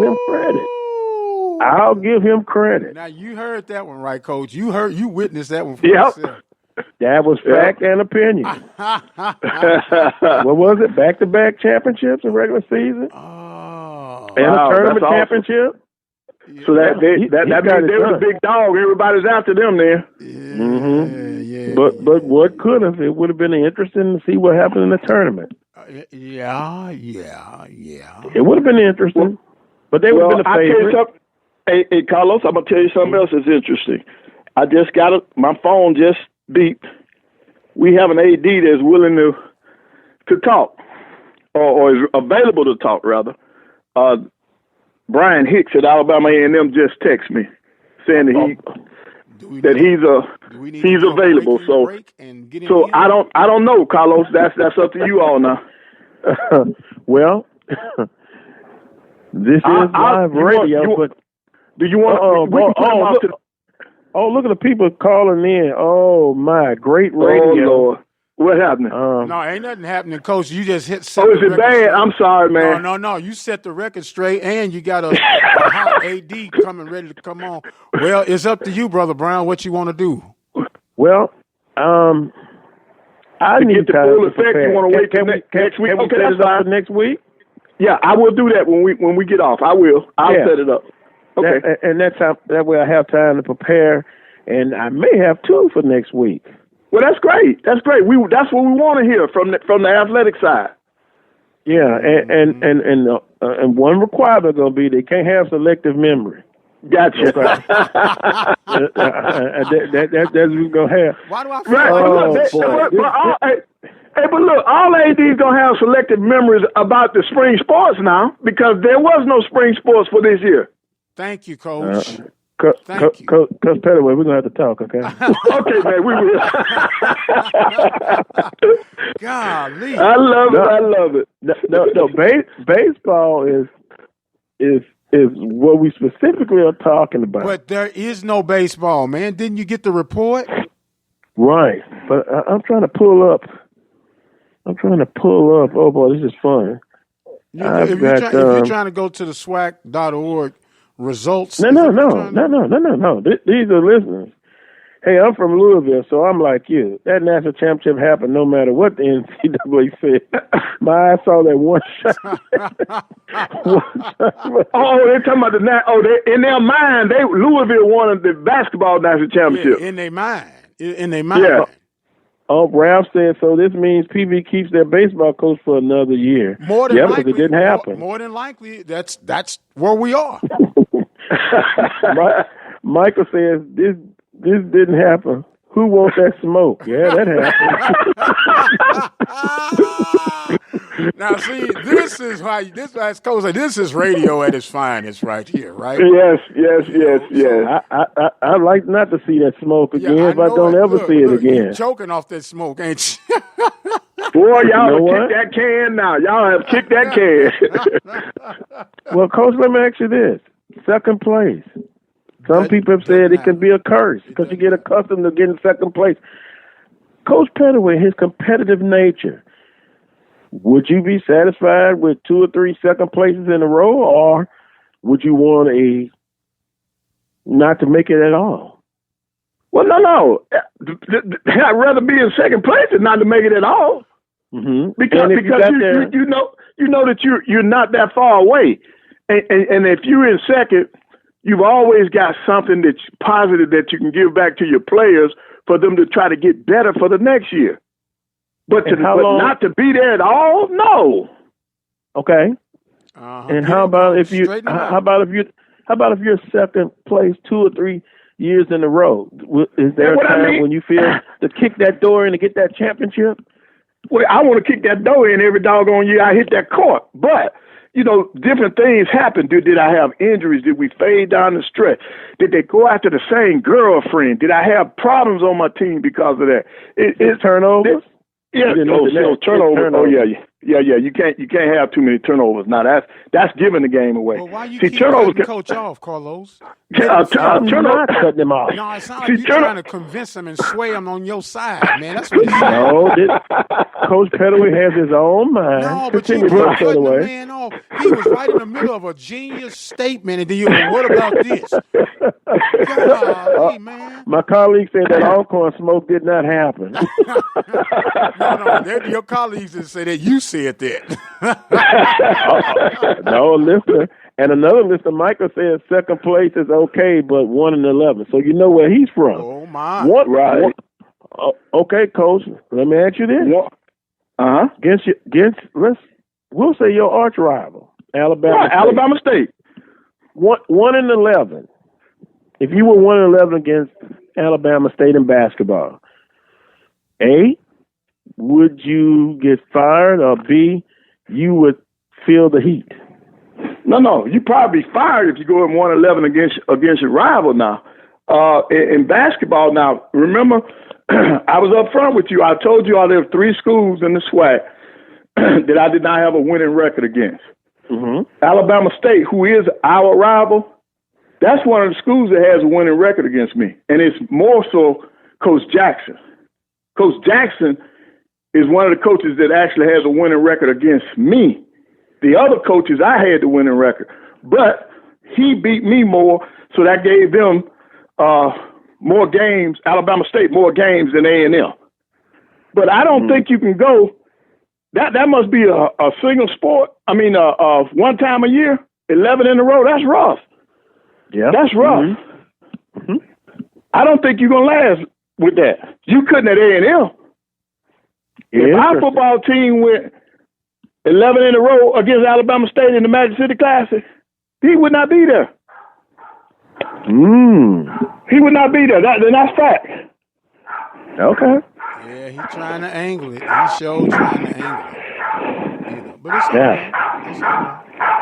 No, that's Coach Pettaway's opinion. But the fact was 1 and 11 against Alcorn. Now you can't switch that in. You can't spin that any kind of way. No way, no how. Okay, next, moving on. He got him one in. He's ready to go now. They gotta have a. They want to talk to AP next week. Oh man, that's all right. This has been interesting.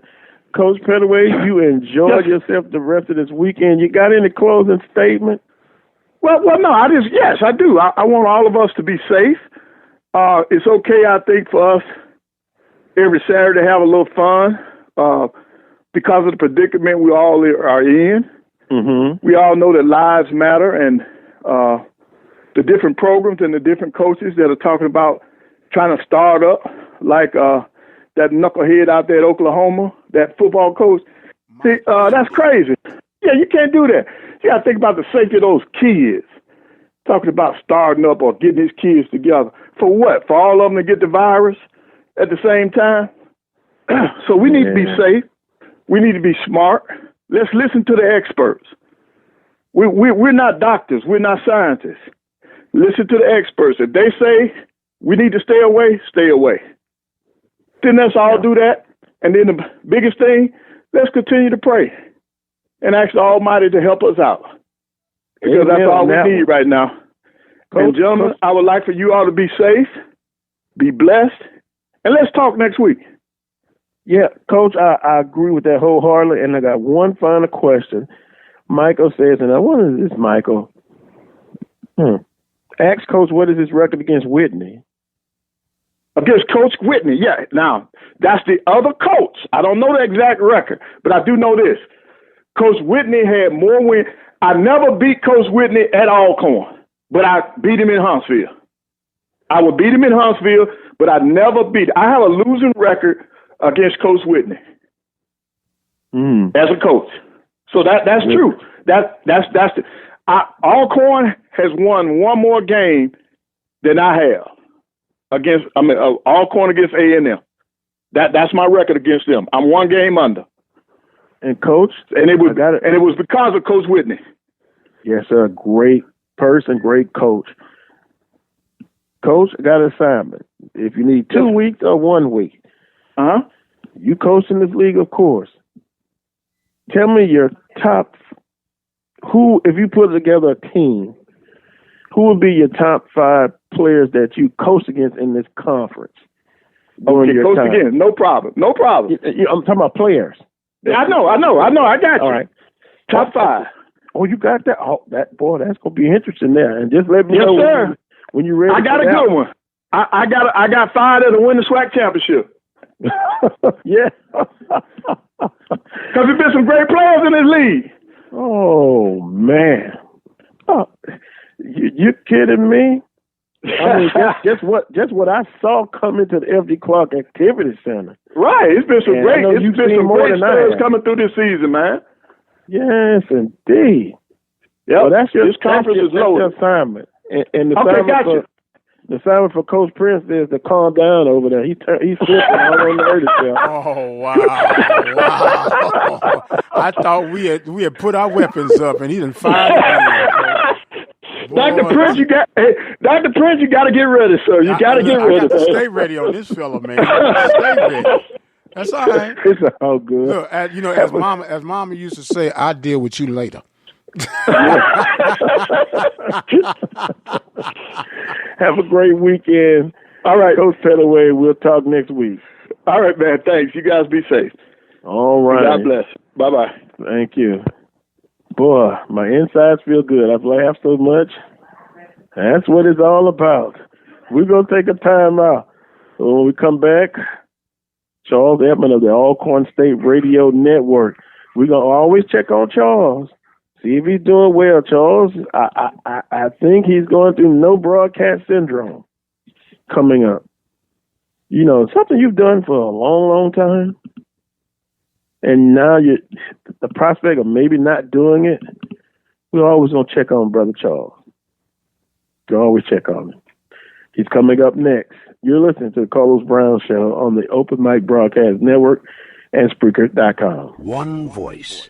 It can get the point across, but it only carries so far.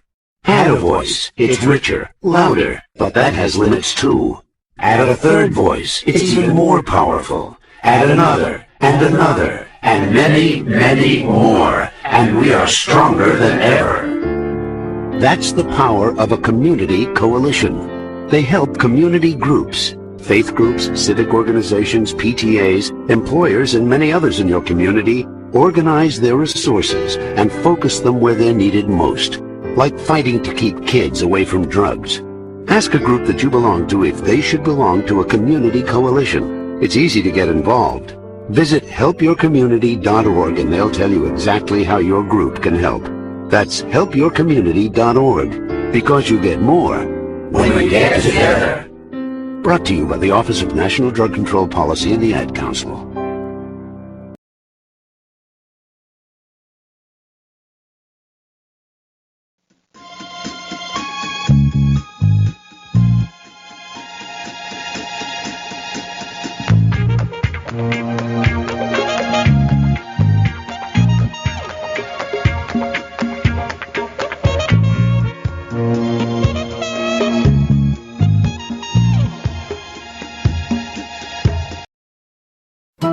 Be the one with courage to fight child abuse. All Texans must find the courage to fight child abuse. Learn the signs and symptoms and report suspected abuse to appropriate authorities. Learn and know these warning signs. A child who undergoes changes in behavior, appetite, or routine. Watch for unexplained injuries, a change in academic performance, or loss of interest by a child in regular activities. Trust your instincts. If you suspect something, do something. If you believe a child is in an abusive situation, please call the Texas Abuse Hotline at 1-800-252-5400. Be the one with courage. To find your local Children's Advocacy Center, visit onewithcourage.org. On behalf of children, thank you. Thank you. Thank you.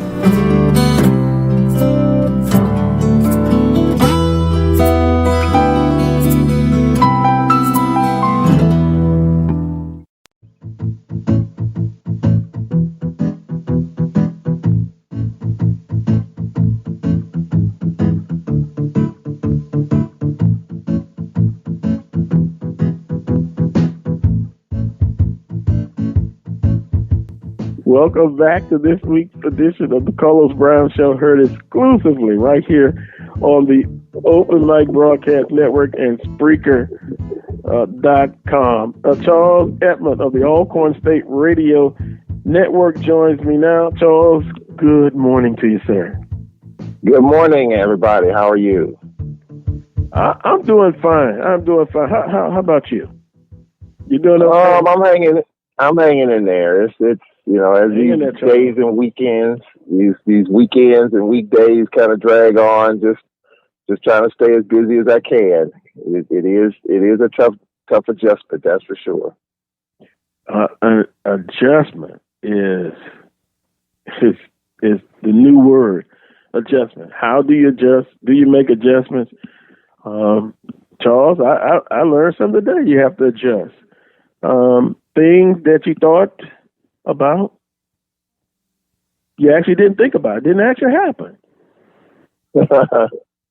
So baseball season, I should scratch it from my memory, and it didn't happen.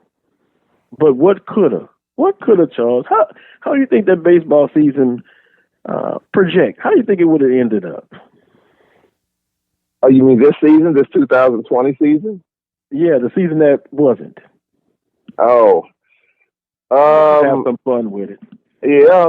I think the way Southern was playing right now, I think the two hottest teams in the West was probably Southern and Grambling. Grambling had been playing some pretty good baseball up until things shut down, and then the Braves in the East, coming off a 3-game sweep of A&M, were en route to Montgomery, getting ready to play Alabama State that weekend. That everything shut down. Alabama State had been playing well. Jackson State obviously played well in the East, but I think we could have stirred the pot a little bit in the Eastern Division if we could have got something done. So I think that weekend would have kind of set things up for what was to come down the stretch. And I will say this, serious, Alcorn had improved from what I've seen early on. They had improved. Alabama State. I know some of the prognosticators basically said they thought Alabama State would have won it all this season. That wasn't. Well, I'm not going to quite stretch.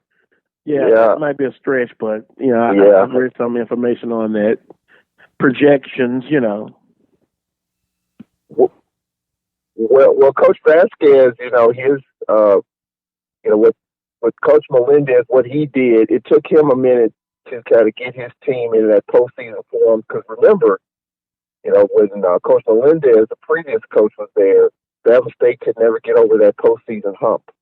And then Coach Vasquez, who was Melendez's assistant, when he was handed the job, it was kind of the same thing that Melendez went through, having a good regular season, but then stumbling down the stretch in the tournament. So I think, again, just try to build his brand, trying to do the things that he would like to have it done. I think that's going to take some time. Now, granted, Melendez has been out there a number of years, so you would think that this could have been the year. But in baseball, it's like our SID Robbie Kleiman said, just like softball, it's so wide open. I mean, you might be the number 4 seed, and you might make it all the way to the championship game, or you might be the number 1 seed and not get to the bracket final. Baseball is kind of the ultimate unknown. You just never know how this thing's going to go, and that's what makes baseball exciting to me. Southern proved last year that they were the best team in the league, hands down. Beating LSU last year, just their temperament and how they went about their business. You could tell Southern was the team to beat last year. But I think this year, there was a lot of moving pieces. You couldn't say it was Jackson State. You couldn't say it was Bama State. You couldn't say it was Southern. I think it was wide open. I think you could have put those pieces in a jar and take one out, and you could say. And you still had about 2 months left before we got into the tournament. So there's a lot to be determined. What you're saying, Charles, that it never happened. Here we go again. Look, now, here, wait a look. minute. Newsflash, ladies and gentlemen. We're having fun with it, though. I mean, we're playing hypothetical. Has just made it official. The baseball season never happened. Well, I can understand some people. That was great for them. Absolutely, yeah. But some baseball programs, oh boy, what could have, like Alcorn? Alcorn, they had improved. It'd have been interesting to see going into Alabama State. Could they win the series or win 1 out of 3? UAPB was coming to Baton Rouge. Boy, what an interesting situation that would have been. But I do get the point for some programs, i.e. Prairie View, but the baseball season never did happen. I get that. I say that I'll be on the cross. There he go. So I thought we had a 3-1-4 connect, man. We do. We do. But so he gonna hit me in the throat now. We do. I mean, reality's reality, though. I mean, it is. And I'll say this about Prairie View baseball. In previous years, it always had been very, very respectable. But for whatever reason, these last couple of years have been rough. I mean, the past season tournament kind of pushed some people around, but just didn't have the arms. Couldn't get the timely hitting. But this year, I mean, just looking at what they did and the number of runs they gave up to some teams, it was rough around the edges for sure. And the season that wasn't, it'd have been interesting to see what Texas Southern baseball. To me, I'm sorry. Whenever you mention TSU baseball, and when them and Southern gets together, that is always just a fight. It is a literal fight, and I wouldn't have count Texas Southern out as I wouldn't count them out. But we'll never know. We'll have to wait perhaps to 2021 on that. But boy, just tough. They're just tough. And then Jackson State. My colleague says, "Oh, it's the red button in Men in Black. You press that red button on that instrument, and the memory's wiped out." Omar Johnson, Jackson State. SWAC baseball. Tournament championship in Jackson. No pressure there. But that's another baseball program that, to me, they have the ingredients to get it done. But for some reason, they just always fell short. So, I think for Jackson State, they've always, and Omar Johnson and I had a pretty long conversation last year at the tournament, and even this year when we played up there, they always have the bat. They can score as many runs as they want, but it's pretty much the same story with them. Their frontline pitching got to get them far. And once you get past their number 1 and number 2 bullpen pitcher, then they're in trouble. And so what Omar Johnson hopes is that they can outscore any team in the world, but good pitching always scores good hitting at the end of the day. And once you get in that bullpen, it's a tough fight for Jackson State. So they want to keep the score low. He wants to keep his starting pitchers in for as long as possible because he knows that the depth in his bullpen is not what he would like for it to be. And that's where they get tripped up in the tournament. Teams score a ton of runs early. He's got to pull his pitchers. He's got to save his pitchers. And then you go to guys in the bullpen, get to that, and then the game gets away from you. That's been the thing for Jackson State, for years. And but they can score a lot of runs. They can excite you at the plate. And then, Charles, when we look, the team that comes out of the tournament, they make it to the regional. Most times you see a good effort, whether it's Bethune-Cookman in their regional, Jackson State with the upset at ULL one year, Southern performing, well. And then in the second game, the next game, you can kind of tell the depth of the pitching. You remember last year, Southern and Mississippi State? You were there. Yep. A good accounting of themselves. Mississippi State fans were very quiet.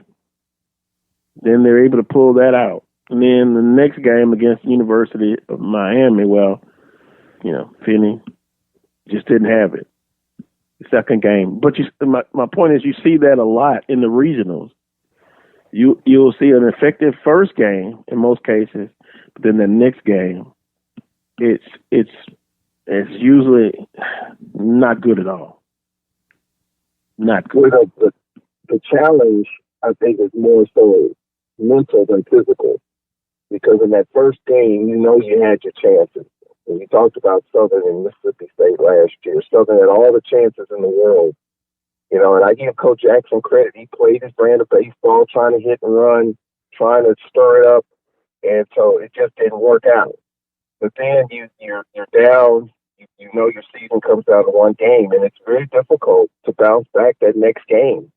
Emotionally, you're kind of, I would say, out of it, but you're way behind the eight ball, because now you've got to pick yourself up.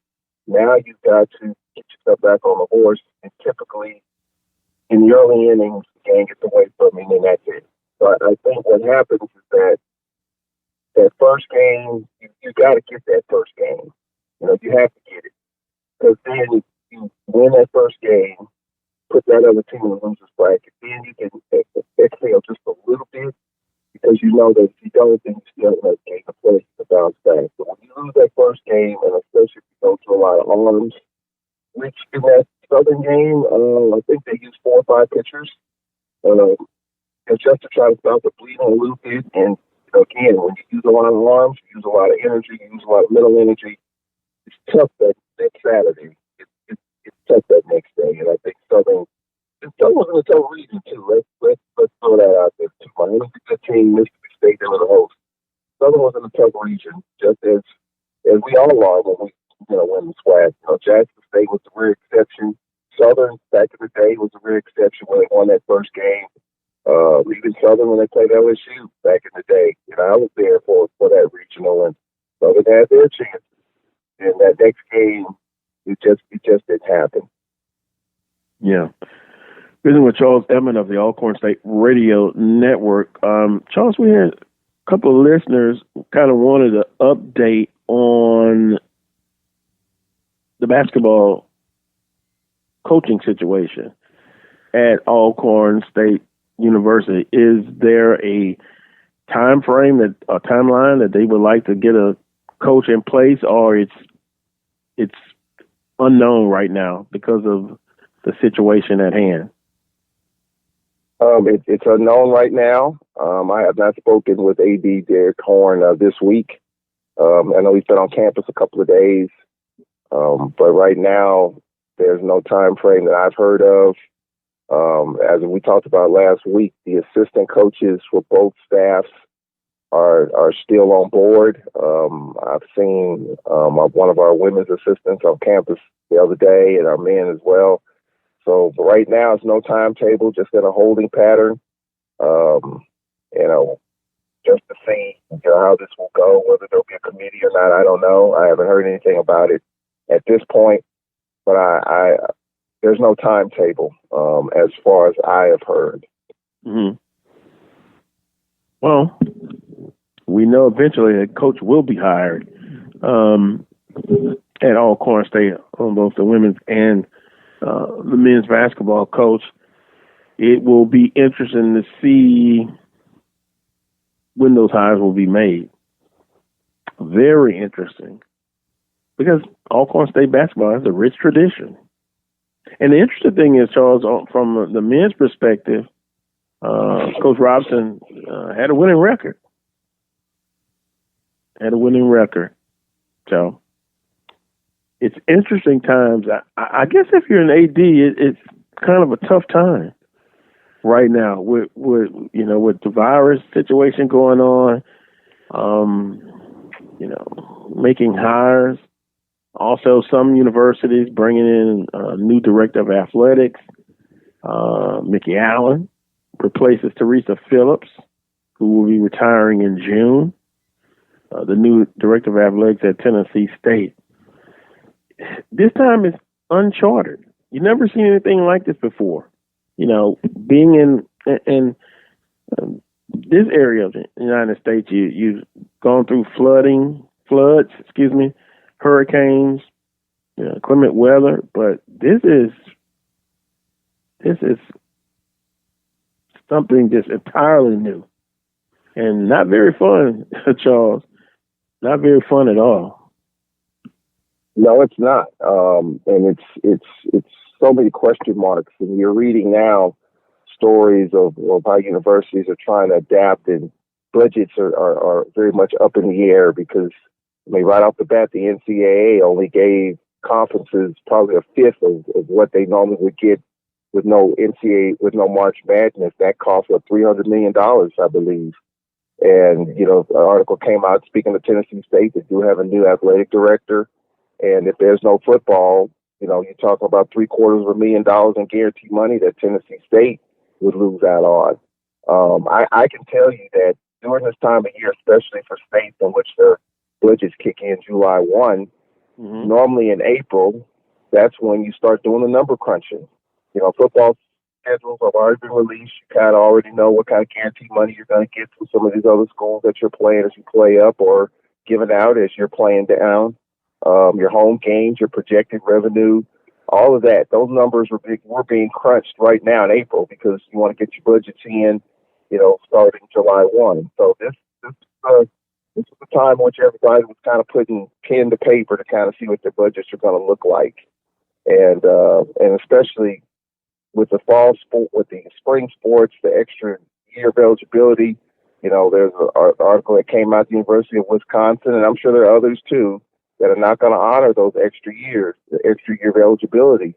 And Barry Alvarez, former football coach of Wisconsin, now AD, said, "Hey, thank you for your service." But, and I think what he didn't say, and it's pretty obvious, that financially they just couldn't take on that extra revenue.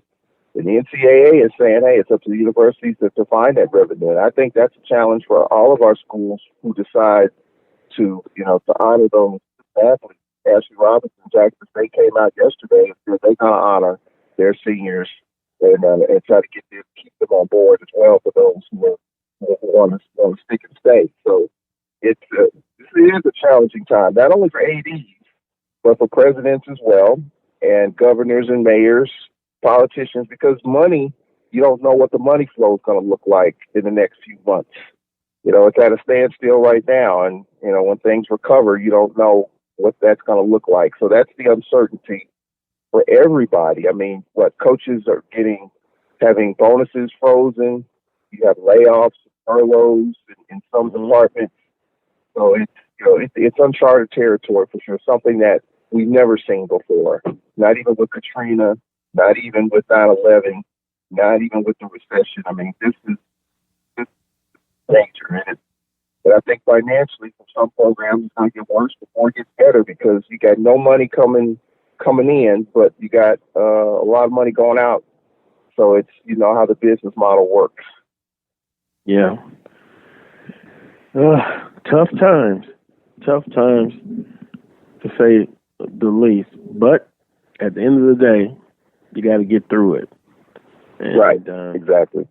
From an economic standpoint, yeah, it's millions of people, And it shows you how quickly you can go from here to down there, just in the twinkling of an eye, snap of a finger.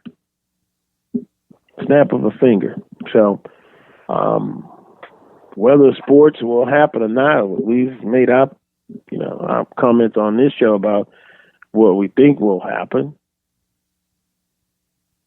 And we just hope that at the end of the day, 3 or 4 years from now, it'll be a much better situation. And you notice I said 3 or 4 years, because there will be an effect. Definitely will be an effect. Well, Charles, I tell you what, as far as, and you've given me an idea, each Saturday I try to decide on which YouTube sports I'm going to watch. I think I've had enough of the Southern Alcorn State SWAC Football Championship. I even went and watched the October, which I was there, but maybe I could pick up something I didn't see in person. I think I'm going to watch SWAC Baseball Tournament Championship, Southern and Alabama State. A much more positive outcome, would you say? And baseball. And I did watch Southern and Georgia Tech in the NCAA tournament. Good stuff. Good stuff. So that's what I'm going to be doing on YouTube this holiday weekend. You just gave me what I'm going to watch. Southern and Alabama State in baseball, SWAC Tournament Championship. I think I'll be smiling at the end of that one. Well, for me, I've been looking at a lot of movies that I've kind of recorded in the past on my DVR. I like action movies, so I've been looking at some of those. I'm a big James Bond fan. I like some of the old Roger Connery, James Bond 007 movies. So I've been watching quite a few of those of late. Oh, yeah, that's nice. Oh, Wheeler says the 2003 Bayou Classic. You remember that one, Charles? Bruce Eugene and Quincy Reshore. I think 1,000 yards of total offense. Oh, yeah. Yeah. Boy, you talk. There you go, Willard. There you go. Put that on my playlist. Gotta watch. Oh, man, that was just, oh, my. And,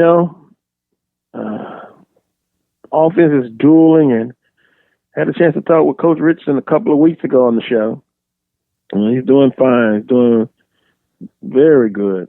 But that was a great Bayou Classic. I can remember some more. But I'm going to try to go through all of the sports. There are some good memories that you can watch on YouTube. So there you go, folks. Thanks, Willard. 2003 Bayou Classic. Charles, is there a favorite? I don't know. This is kind of a broad question and putting you on the spot. You've done a lot of broadcasts over the years. Is there a moment that kind of sticks out to you? And actually, I gave you that question with 3 minutes to go. I think the one for me was, it's an obvious one, but the day that Steve McNair broke the passing mark against Southern University, for me, considering, all the hype, the Heisman hype that he had for 92, 93, 94. For me, that it doesn't get any better than that, because during those last couple of years, he was in the Heisman conversation, especially his senior season. And every day at Alcorn, you had national media on campus, whether it was CBS, ABC, NBC, New York Times, Washington Post. Just nationwide coverage. The press box was jam-packed. We were rated as having one of the best press box food in the country. It was just a great time. The late Steve McNair. He's got to be honored again. And so that for me is the tops as far as football is concerned. And of course, this run right here is special in the sense that being able to keep this run with the different quarterbacks. So the McNair memories are tops for me by far. Well, on that note, 11:59 Central Standard Time. You hang in there, Charles. Continue to hang in there, and better days are ahead. Enjoy the rest of your weekend, and we shall talk again real soon. All right, guys, be safe and be careful out there. Oh, yes, sir. Yes, sir. Appreciate it. I want to thank Charles Edmond of the Alcorn State Radio Network. Also, guest Coach Kerry Jackson, head baseball coach at Southern University. Coach Van Pettaway, the Carlos Brown show's basketball analyst. And for those of you who tuned in, send text messages and all that good stuff. Appreciate you as well. Also, Dr. Michael Prince, producer. I want to thank him as well. Enjoy the rest of your weekend. Tomorrow is a special day for a lot of you all. So enjoy yourself, and always be safe. Be safe, and make sure you tune in once again next Saturday at 10 a.m. for another edition of the Carlos Brown Show. As always, heard exclusively right here on the Open Mic Broadcast Network and Spreaker.com. Don't forget, Athletic Director Brian Hicks of Alabama A&M scheduled to join me next week. Until next time, as always, peace and God bless.